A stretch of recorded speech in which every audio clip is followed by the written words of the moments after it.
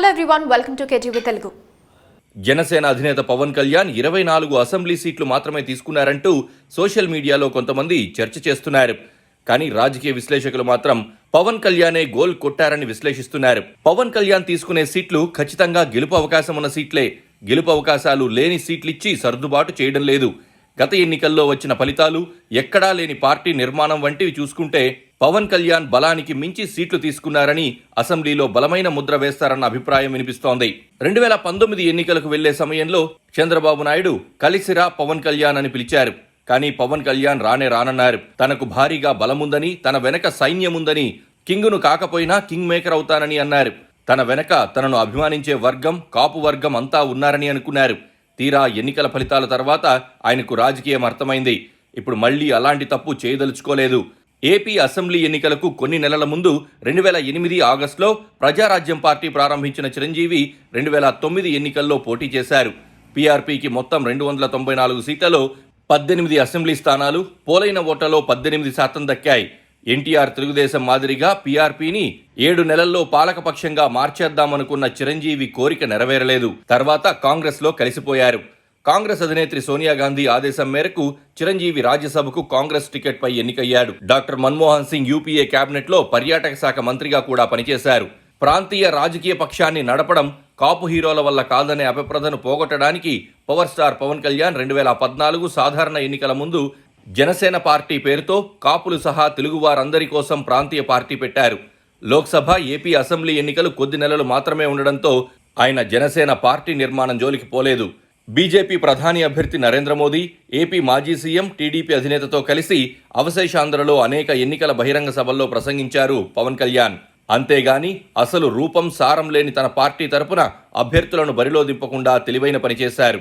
జనసేన మద్దతుతో ప్రధాని, సీఎం పదవులు పొందిన మోదీ, చంద్రబాబులతో ఏం జరిగిందో ఏమో గాని 2019 జోడు ఎన్నికల్లో సిపిఐ, సిపిఎం, బీఎస్పీలతో కలిసి ఎన్నికల్లో దిగితే జనసేనానికొచ్చింది ఒకే ఒక్క అసెంబ్లీ స్థానం.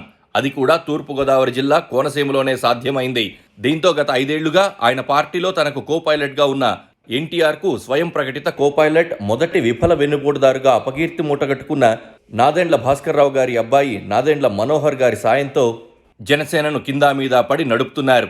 2019 అసెంబ్లీ ఎన్నికల్లో కనీసం 1 సీటు, 1% ఓట్లు కూడా తెచ్చుకోలేని బీజేపీతో మొదట పొత్తు పెట్టుకున్న చివరికి తెలుగుదేశం అధినేతతో సీట్ల సర్దుబాటు ప్రకటించడంతో పవన్ కళ్యాణ్ రాజకీయ వివేకం అర్థమవుతోంది. పెద్దన్నయ్య చిరంజీవితో పోలిస్తే ఆయన చిన్న తమ్ముడే ఆంధ్ర పాలిటిక్స్లో కాపుల పేరు సజీవంగా ఉండేలా చేయడంలో కొంతవరకు సఫలీకృతమయ్యారని చెప్పుకోవచ్చు. ఈ నేపథ్యంలోనే క్రిందటి ఎన్నికల్లో జనసేన కేవలం 5.53% ఓట్లు మాత్రమే సాధించగలిగిన 24 అసెంబ్లీ సీట్లలో 3 పార్లమెంట్ స్థానాల్లో జనసేన పోటీ చేయడానికి పవన్ బాబు ఒప్పించడం నిజంగానే కాపుల రాజకీయ చరిత్రలో చాలా గొప్ప గెలుపు. చేగొండి హరిరామ జోగయ్య వంటి కాపు కురువృద్ధులు, కాకలు తీరిన తెలుగు కాపు పాత్రికేయులు కొనిదెల పవన్ కళ్యాణ్పై విరుచుకుపడడం హేతుబద్ధంగా లేదు. 25 లోపు అసెంబ్లీ సీట్లకు ఒప్పుకోవడం అంటే కాపుల పరువు తీయడంగా ఈ కాపు, తెలగ, బలిజ, ఒంటరి మేధావులు భావిస్తూ ఉన్నారంటే వారు రాజకీయంగా ఏ లోకంలో జీవిస్తున్నారో ఇప్పుడు చెప్పడం కష్టం.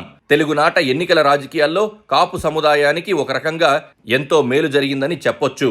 2024 ఆంధ్రప్రదేశ్ శాసనసభ ఎన్నికల తర్వాత కాపులకు రాజ్యాధికారం రాకున్నా, రెడ్డి ముఖ్యమంత్రి అయినా, కమ్మ మాజీ సీఎం అయినా కాపుల జనామోదంతోనే మరోసారి గద్దెనెక్కుతారనే జనాభిప్రాయం పవన్ కళ్యాణ్ వ్యూహాలు, ఎత్తుగడల ఫలితంగానే ప్రచారంలోకి వచ్చింది. ఏపీ 16వ శాసనసభ ఎన్నికల్లో కే ఫ్యాక్టర్ అంటే కమ్మ ఫ్యాక్టర్ కాదని, కాపు ఫ్యాక్టర్ అని తేల్చి చెప్పేందుకైనా కళ్యాణ్ బాబును సకలాంధ్ర కాపు కులాలు, సముదాయం మెచ్చుకుంటే మంచిది. కే ఫ్యాక్టర్ వల్ల ఇప్పుడు జనసేనతో పాటు రెడ్డి, కమ్మల ఆధిపత్యం కాస్త ఎక్కువగానే కనపడే 2 ప్రధాన ప్రాంతీయ పక్షాలు వైఎస్ఆర్ కాంగ్రెస్ పార్టీ, తెలుగుదేశం పార్టీలు ఈసారి అసెంబ్లీ టికెట్లను కాపు వారికి వారి జనాభా నిష్పత్తి మించి ఇచ్చే పరిస్థితి వచ్చింది. ఇదంతా జనసేనాని వల్లే సాధ్యమైందనుకోవాలి. చూస్తూ ఉంటే ఈసారి తెలుగునాట జరిగే అసెంబ్లీ ఎన్నికల్లో ముందెన్నడూ లేని విధంగా కే ఫ్యాక్టర్ చర్చనీయాంశంగా మారుతోంది. పవన్ కళ్యాణ్ గెలిస్తే ముఖ్యమంత్రి కాకపోవచ్చు, కానీ ఆయన ఖచ్చితంగా అధికార కేంద్రమవుతారు.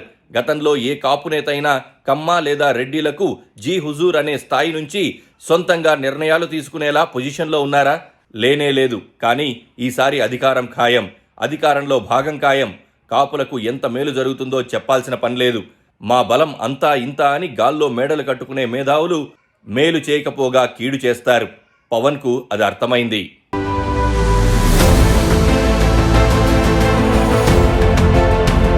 Please subscribe to Please subscribe to KTV Telugu. KTV Telugu. KTV Telugu. KTV Telugu channel.